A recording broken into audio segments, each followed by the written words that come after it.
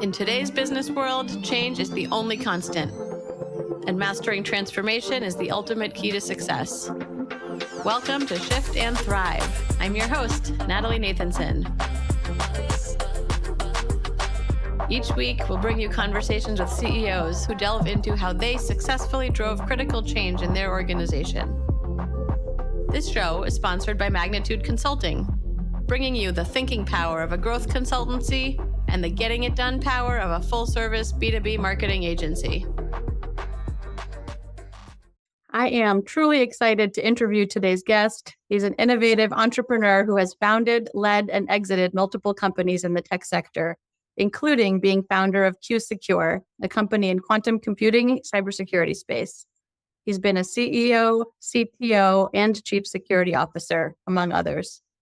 He loves working with people and teaches courses in IT, cybersecurity, and artificial intelligence. He's currently founder and CEO of UnPwnAble, formerly LinkTempo, a company doing some innovative work in data management and security. Konstantin, welcome to the show. Thank you very much. Pleasure to be here. Great. So I wanted to dive right in, and we're talking about driving transformation. So I wanted to start by asking you, what is the biggest misconception out there about successfully driving major change in an organization? Yeah, it's an interesting question. So misconceptions are they really are situational, right? Depending on how the company is structured, it could be quite anything.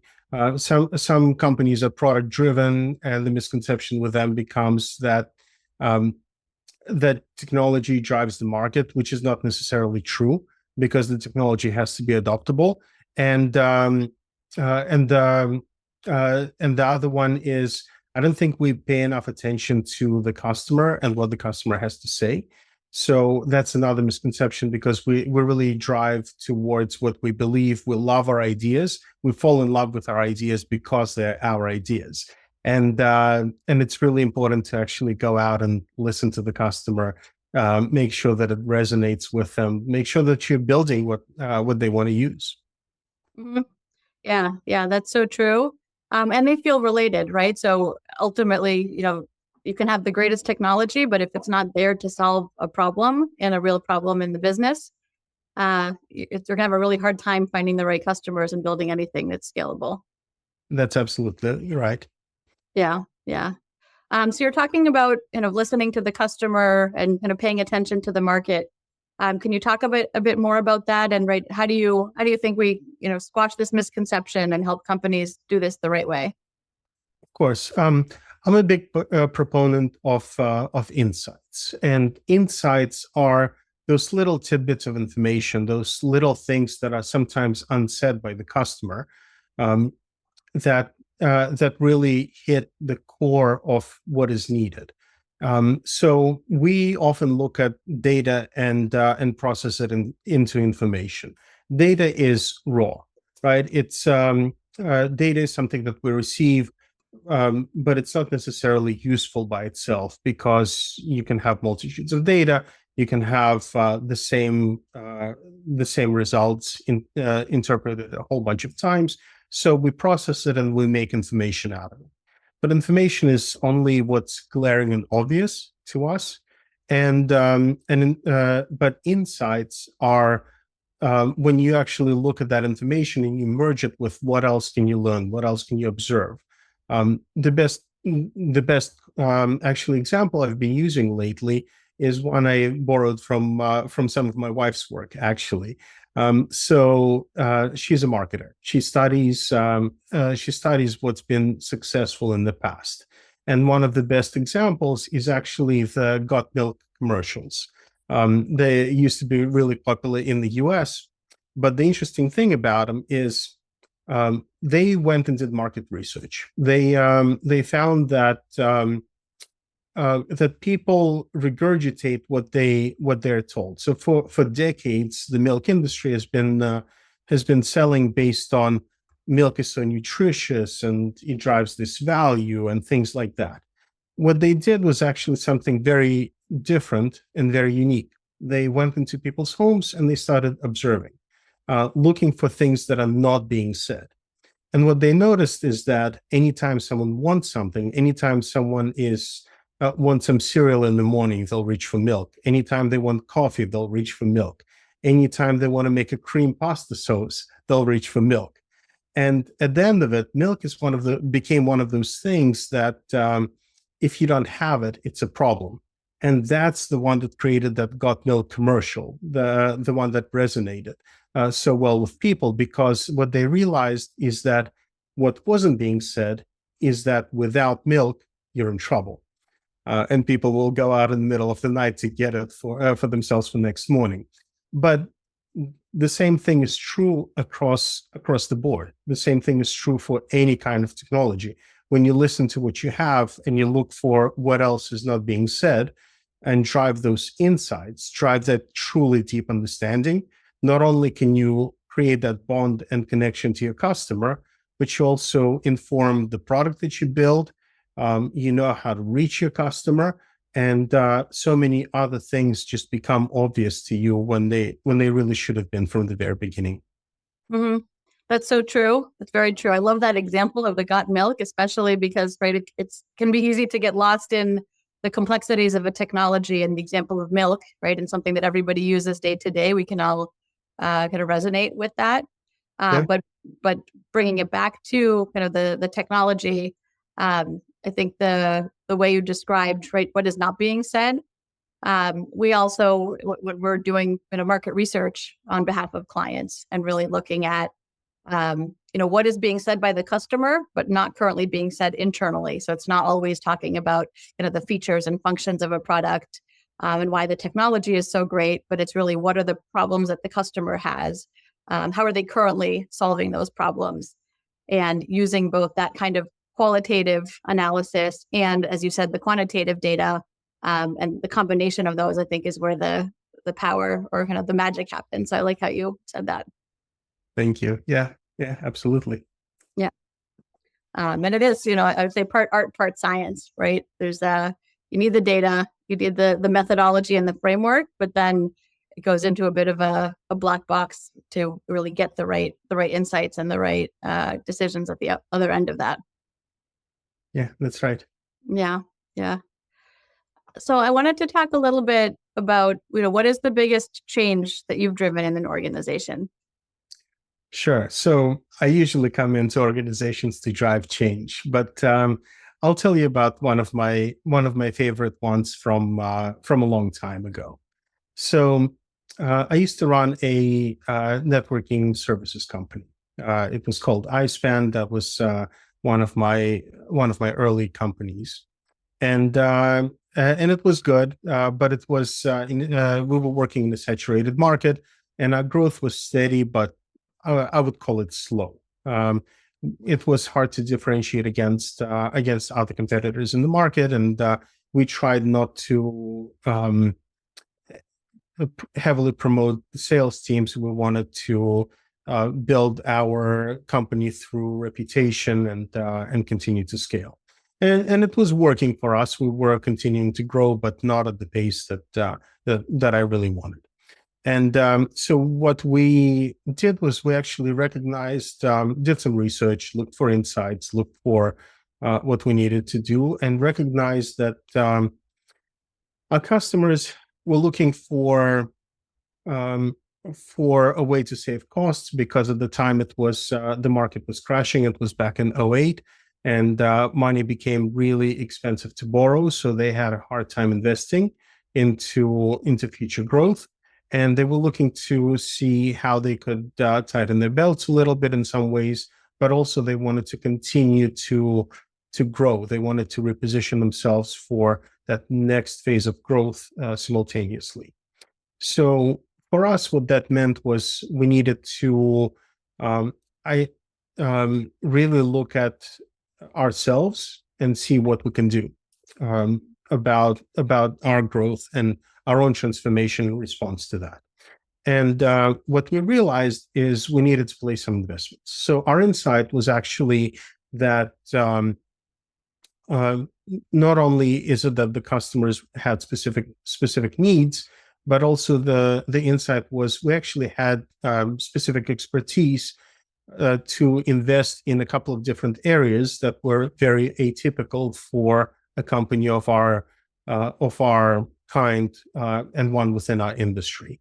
So we focused on three things. We focused on cybersecurity. We focused on building out data centers of our own, and we focused on large global scale integrations. And that was true because that worked for us, I should say, because we had expertise in-house to actually accomplish all of those things. We were already an infrastructure company, and we already did a lot of integrations. So we pivoted and we looked at financial systems like Oracle Financials, Salesforce, and made that change. But we did it with security in mind, secure positioning, and being able to deploy. The other part of it was we recognized that data that customers owned, they didn't necessarily always want to go to the cloud. Sometimes they did, sometimes they didn't. So we figured out how to provide them with data center and colocation space that was very worthwhile. It allowed them to save costs and still reposition themselves for business growth. And what ended up happening for us is that by them co-locating their infrastructure with us, they were saving costs, but what we were getting is loyalty from the same customers, because now we were actually maintaining their infrastructure, whereas integrations tended to be a once-off business. Once you complete the integration, maybe you'll get some support business out of it, but it's not necessarily valuable.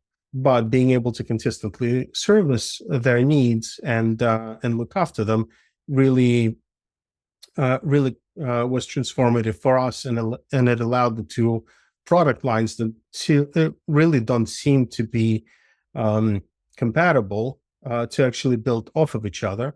And we ended up growing our business during those years by something like 300% year over year for the next 3 years, and we exited after that. So hopefully it continued to do well.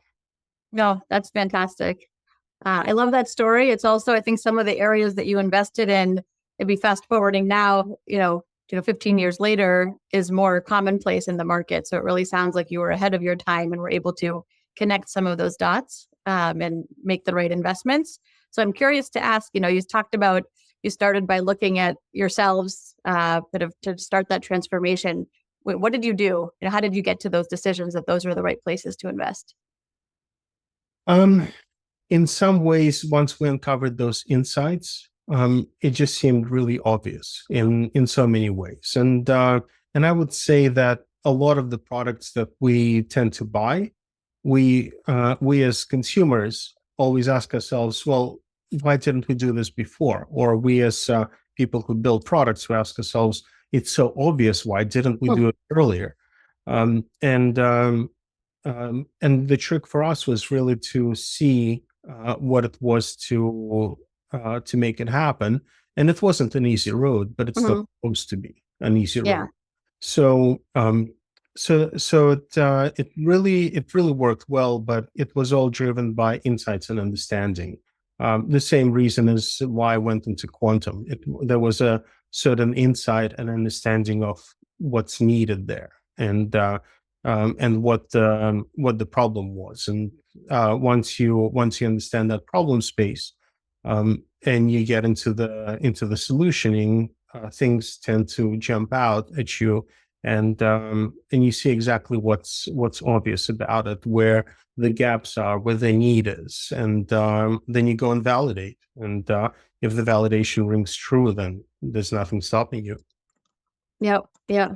True. And you'd say like hindsight is always 20/20. So you look back and you say, oh, that was obvious. And maybe once you got those insights, you're saying that it also became a bit obvious. But I'd love to hear a little bit more, like how did you get to those insights? What were the things that you or the people on your team did? So we tend to ask a lot of questions, and we tend to listen a lot as well. But not only do we listen, but we also observe. So what I find is that when you start a discussion with someone, when you have a few loose questions that are open, it allows the person sitting across the table from you um, to actually voice what's top of mind for them. And people love to discuss problems, especially if they're engineers. Engineers, I think, thrive on discussing problems. Um, so for us, it was a lot of listening, it was a lot of understanding, and it was a lot of observing of what is not being said, and to really come back and think through what is it that hits, what is it that resonates, and then once you come up with the answers, once you bring everyone together, once you actually take the entire team through that exercise, you'll actually see a lot of contributions from all kinds of people, and especially ones who come in with a brand new mindset, ones who haven't dealt with this problem, because the last things that experienced people tend to ignore. And having that variety of voices, the diversity of opinions, is really meaningful. It's and the trick is to make sure that everyone has a voice as well, and there are tools for that. I'm a big fan of design thinking. Actually, the Stanford version of design thinking specifically, because it resonates a little bit better in certain ways than other schools, and it allows for all kinds of personalities to really shine. So, for example, introverts tend to be very quiet. They won't always speak about things, and they'll get shouted down by louder voices, by people who are more confident, or more outgoing. But by using certain tools, you can actually allow everyone to have a voice. And when you hear across all of those different voices, you can bring everything together. You can solution, you can prototype, you can validate and verify, and really come up with answers and see what works and what doesn't, and move forward that way. Sure. I like that you brought up design thinking. One of my favorite classes in all my years of undergrad and grad school was design thinking, and the point that if you design for a very particular person, a very particular use case, you're solving for that problem, but you often are also solving for a broader audience. And one of the consumer examples I liked was the OXO brand that makes like kitchen utensils and things like that, and they solved for people with arthritis, and then found that by making the handles more comfortable for that population, they actually had a much more commercially appealing product. And now many people use that, and comfortable handles have become a go-to. I know I'm one of them. Same. You talked about, the bringing the team together and bringing them along the journey. I wanted to hear, it sounds like, I don't know if it's a cultural change, but can you talk a little bit about, what you did to kind of bring the team along for that journey? Because I think one of the things that I often experience is, and here is the leadership might be all on board because they've been working on this, thinking about it, but that doesn't always mean that that's going to translate easily to the rest of the organization. That's right. The top-down approach does tend to create a lot of inconsistencies, because the executives don't always see what's going on the ground, and the people on the ground tend to be very frustrated with the direction they're given because they feel like it's not led with understanding of what's possible, what they can do, and even if the solutions are right solutions.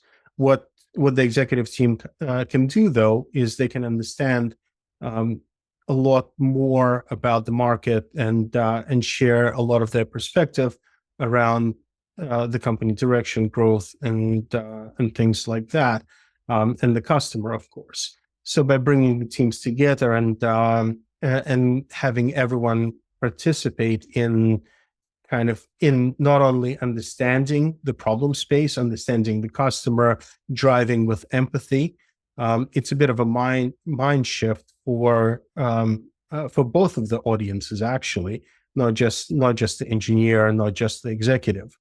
It tends to when people engage in the same conversation, first of all, they get to see each other's perspectives, so they can understand what the executives will see, and the executives will understand what the engineers or problem solvers will see.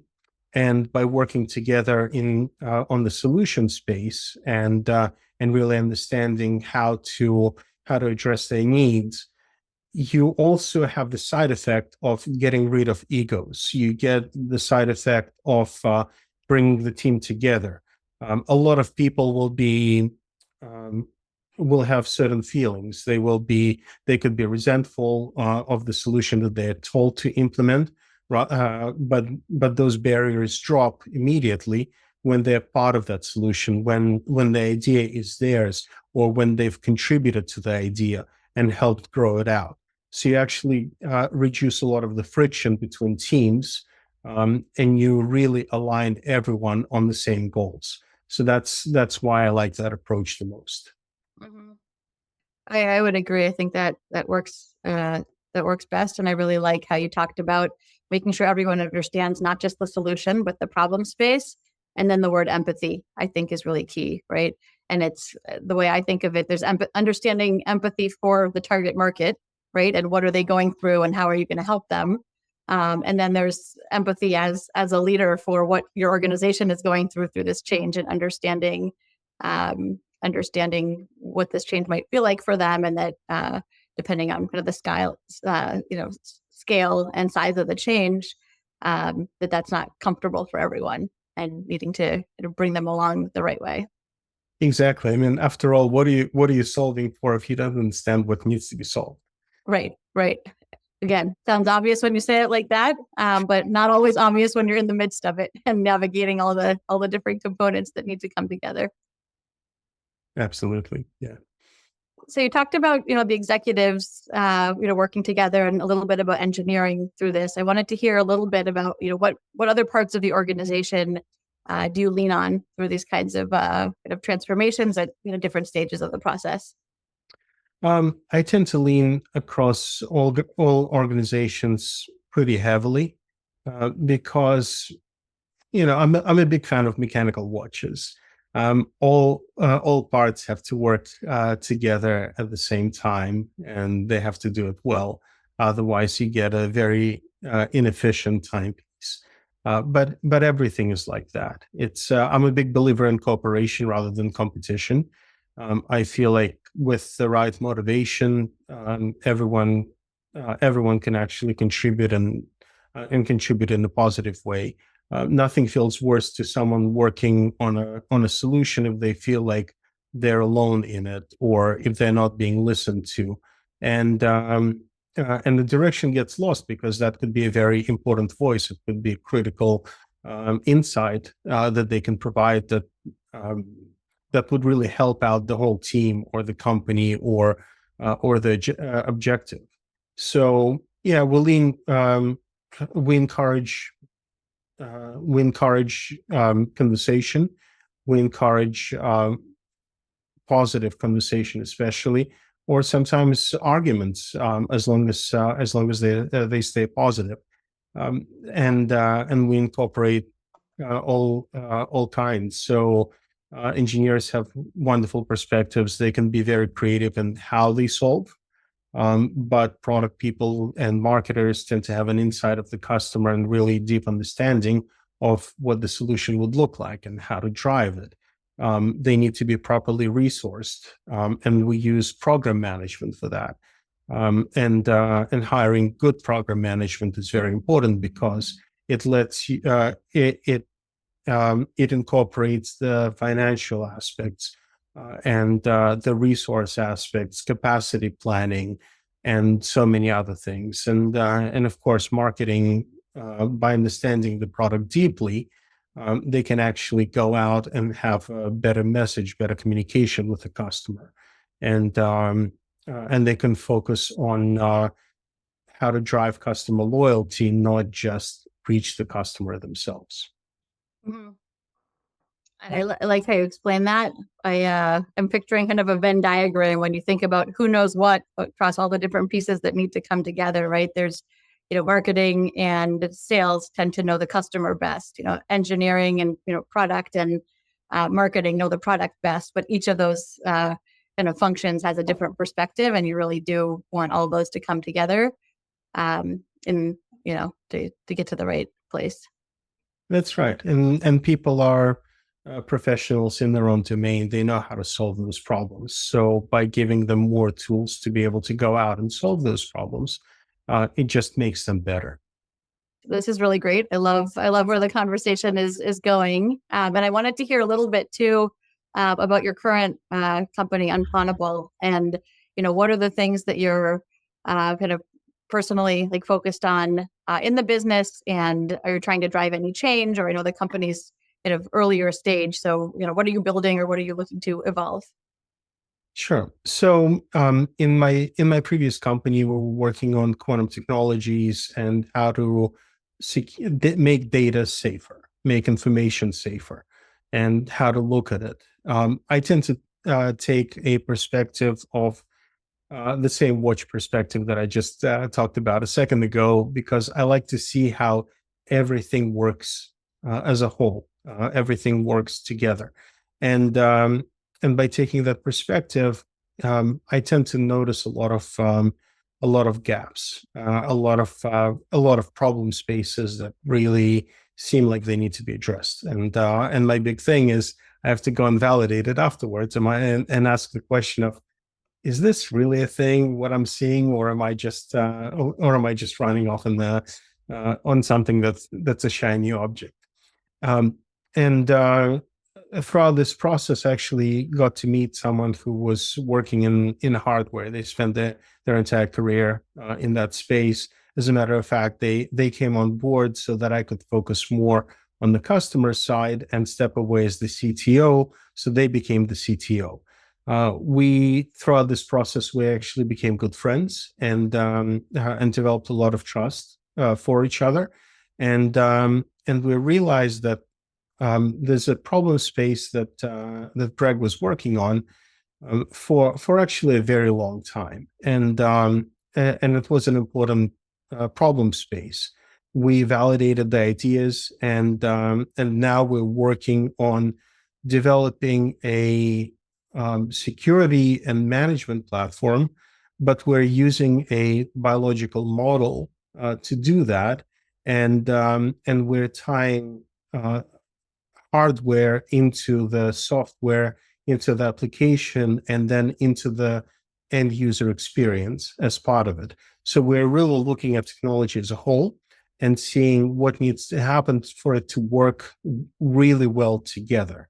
And we do that because we both feel like, as a technology industry, as technology evolved, we've actually created a lot of fundamental debt because we tend to solve things organically. We tend to grow technology organically, and we tend to solve for the problems that we see, but we don't necessarily solve for the entire problem set by going back and asking ourselves, well, is this really what it was designed to do, and can we do it um, in a smoother, in a better way? So when we, as an industry, develop certain solutions, we take something, we make it better. Sometimes it's incrementally better. Sometimes we repurpose it to serve a different need because we see that need. And we end up with a whole bunch of vertical solutions. Like in the cybersecurity space, we do endpoint protection, which is separate from encryption, which is separate from data management, and encryption becomes a bolt-on. We do endpoint protection to secure the mobile device and the laptop, but all of these are separate. And none of them tie together super well. They kind of tie together because we made them tie together. So what we want to do is we want to take a step back, do away with fundamental debt that we've accrued, and really focus on driving the solutions in a more integrated fashion and address the future growth with AI, the prevalence of OT devices, and really look at how it can all work together in a better way. And of course, that biological model allows functions the same way as the body. We have antibodies for problems. We have antibodies for viruses. We have antibodies for all kinds of infections. And the human body is actually pretty good. Actually, anybody is pretty good at defending against it for the most part. So learning from that really allows us to reposition what we do and how we do it. That's really interesting. Can you tell me where that concept came from of kind of taking the biological kind of mindset to be looking at technology and cybersecurity specifically? Yeah, I have to credit Greg for actually identifying the fact that we could treat it as a with a biological approach. We can really look at it that way. We've got a lot of contributions. This comes from decades and decades of both of our work, both our work and both of our perspectives on how to do it, not only in go-to-market acceptance and adoption, but also what does technology need to look like and what it does and how we use it. So by taking both of our perspectives and really looking at the problem set, identifying the needs, and looking at that solution space that I keep talking about, I feel like a broken record a little bit. It really drives a deeper understanding. And then when we go to validate it with customers and partners, and they tell us where they've succeeded, where they failed, where they really see the need, and what they're willing to put behind that need, we tend to be able to position it in a way that really would be very adoptable, very useful in the industry, and hopefully it will help people. I like that. I think when a lot of people think of kind of the needs in the space and the consolidation, where people's mind goes is fewer tools and kind of better integration. And as you say, that's maybe fixing the problem in a more short-sighted way. So what you're doing sounds very interesting. Yeah. I mean, people invest in things, right? They buy tools, they set them up, they do so many things to make them work better, and they have a heavy investment in time, resources, training, and so many other things. If we can create a platform that would make those things better, then there doesn't need to be a change necessarily, or they could, if the customer chooses to make that change, then they would have the ability to do that with better products and better things. And but at the end of the day, if we can make their existing products work better and help them achieve what they need to achieve, then why make the change?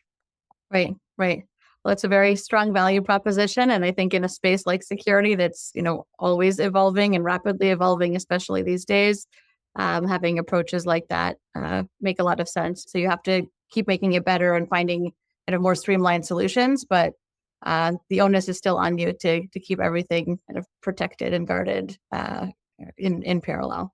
Yeah, Natalie, you're absolutely right. We could not rest on our laurels because the attackers are well incentivized, and they're very smart. So we need to continue to evolve and better ourselves.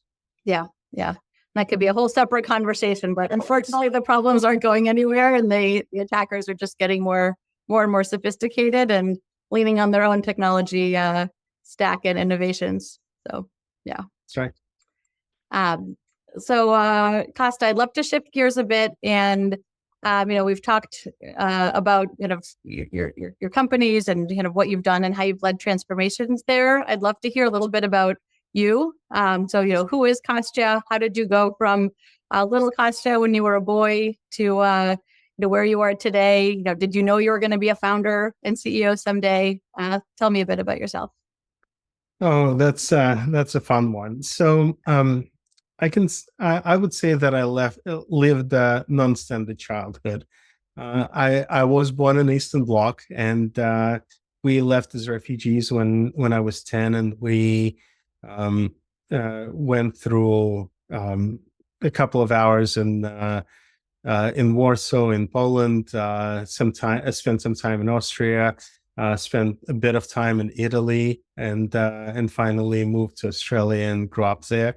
And that was my home for a very long time. Went to school, went to uni there, and then moved to United States, the San Francisco area, to rejoin our family because it was broken up, and a lot of my family, my immediate family, ended up in San Francisco. So eventually, my mom and I joined them, um, and kind of that's how it all started. I think it created a desire in me uh, to see the world in my own way, and to follow my own path and my own direction. When you're a kid in Italy who's trying to learn the language, you want to buy yourself a candy bar, or you want to buy yourself something, and so what do? You grab a bucket and a mop, and you go wash cars at a red light, and earn a little bit of money, and maybe buy yourself a camera. Or when you're a 12-year-old, you go and look for work, and I got lucky. I got to become a jeweler for about 12 years of my life. It took me all through school and college, university, um, where I got to work and create things and make things and learn how things fit together and work. And at the same time, I kept myself creative um, and useful, and a little bit of money doesn't hurt either when you're figuring it out. So that perspective kind of informs the way I look at things, the way I do things, um, and it just makes you want to work harder to achieve. Um, if that's a good way to describe it. Yeah, yeah. Well, it's a really interesting path that you took, right? You never know, I guess, where the journey will take you. But it's interesting. I know a number of entrepreneurs from the former Soviet Union, and I think there's a woman. I'm in entrepreneurs organization, a Mhm. woman, Jenny Fedorovich, that spoke. She's a kind of media entrepreneur and DJ on the side, and she spent some time in Italy before making it to the U.S. And has a little bit of a similar story, right? Selling kind of products and just getting very creative. And I think that creativity kind of breeds an entrepreneurial mindset. You're not necessarily thinking about that at the time, but it's a bit of that natural kind of inclination towards thinking about what do people need that I can bring them, right? Exactly. Hunger is a good motivator. Yep, for sure, for sure. That's great. Well, thank you for sharing that. Pleasure. I'm interested to talk a little bit more about, you talked about what you're doing at UnPwnAble and kind of the vision. I would imagine that, some of the clients that you're working with are going through their own transformations that would kind of help bring them to you and kind of make them a good fit to work with you. So can you talk a little bit about what do you think are the transformations or changes that your customers or ideal customers are going through? Sure. So, I mean, I can talk about the industry in general. I think that might be a little bit easier. Yeah. Um, we're starting to evolve hardware, and we're starting to accelerate the way we do things at a technical level, well beyond what our capabilities are. And in some ways, it's driven by the fact that we've hit certain roadblocks. Um, and I refer specifically to ability to process information.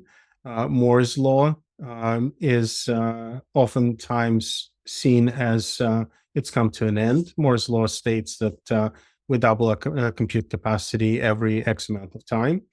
And every couple of years actually, and we're reaching some physical limitations there. But that does not mean that that it's true across all the ways that we compute.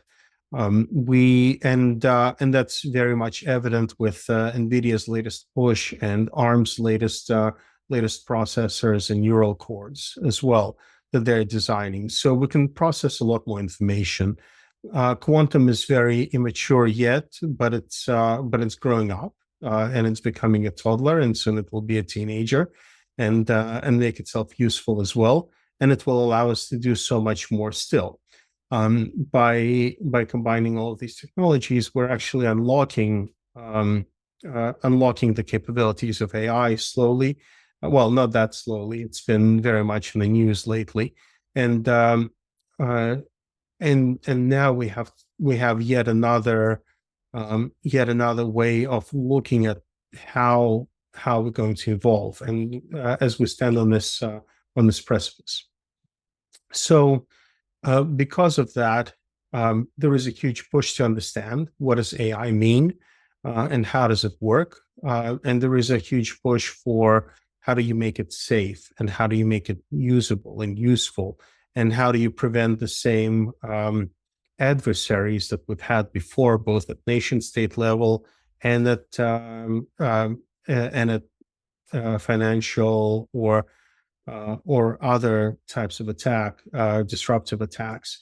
How do you negate them in a more meaningful way? Because the technology has evolved, and the question comes down to: have we evolved our defenses sufficiently, or are we trailing? So, because of that, there is a lot of understanding that needs to happen in the industry, and there is a huge focus again on solving specific vertical problems in AI in other spaces. And so what Greg and I are doing is actually looking at what needs to happen fundamentally, and how do we drive value throughout the entire value chain. In other words, when the processor is designed, when it's made into a computer, when the computer is used for serving data, when a mobile device is being used for accessing data, all of that needs to continue to work together. So as we provide more benefits in the AI space and accelerate what we're able to do, we also need to make sure that we can do that acceleration safely and defend against things that are growing up in a biological model. I mean, AI itself is built and modeled after the brain, and it's built and modeled by people who've studied neurosciences and built a huge understanding and train it and to learn in a way that's similar to the way humans learn in many ways. Not fully, but very similar indeed. So with those capabilities, we and that kind of exponential acceleration, we also need to make sure that, is our immune system strong enough to be able to address that, to withstand that, and can we act cooperatively? Can we ensure that there is beneficial use AI integrated into this platform? Can it defend against malicious use AI that's going to be directed at us by our adversaries, or events like singularities, or just plain old mistakes and errors in the way we build, or the way we train, or the way we build the models. So those are the things that we work on, and it resonates because we do a lot of validation. We speak to our customers. We inform our product design and our direction from that perspective. We continuously look for insights. What are they not saying? What are they needing? And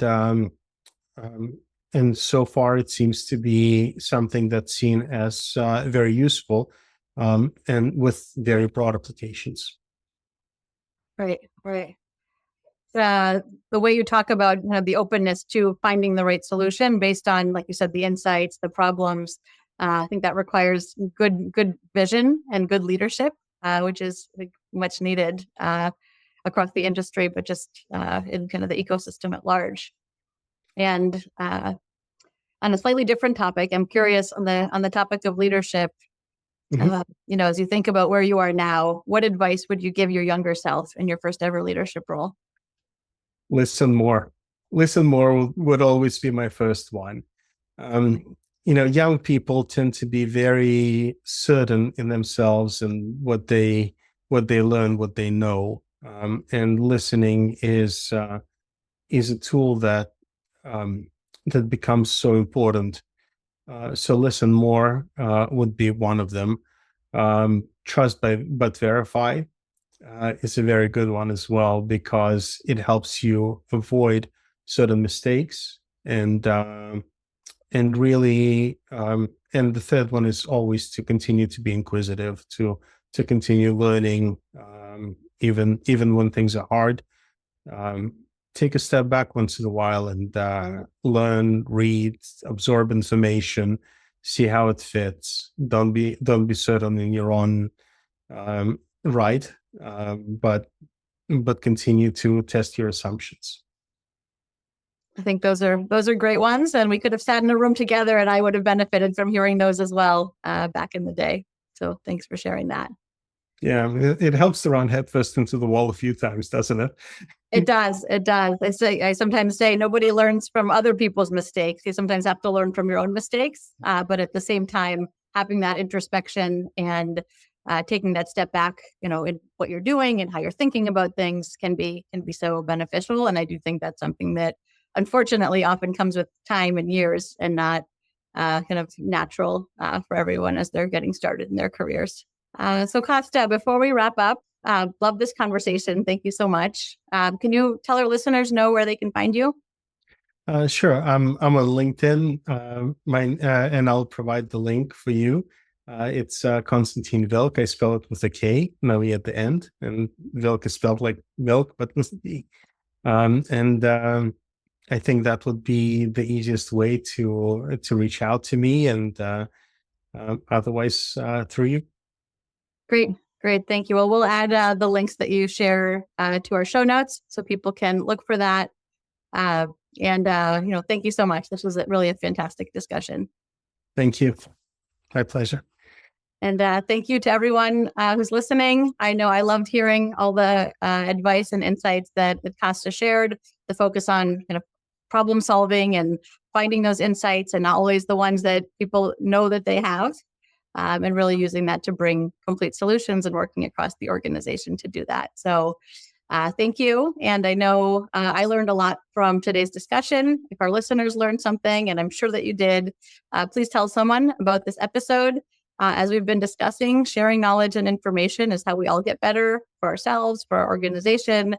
So I'll wrap with that. And thank you again, Kosta. And this has been another exciting episode of Shift and Thrive. See you all next time. That's a wrap for this week's episode.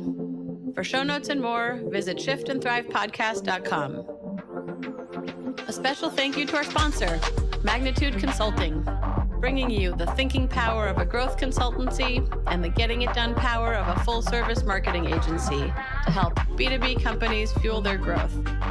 For more information on Magnitude and to get your complimentary transformation readiness assessment, visit magnitudeconsulting.com/getready. Thank you so much for listening. We'll see you next week.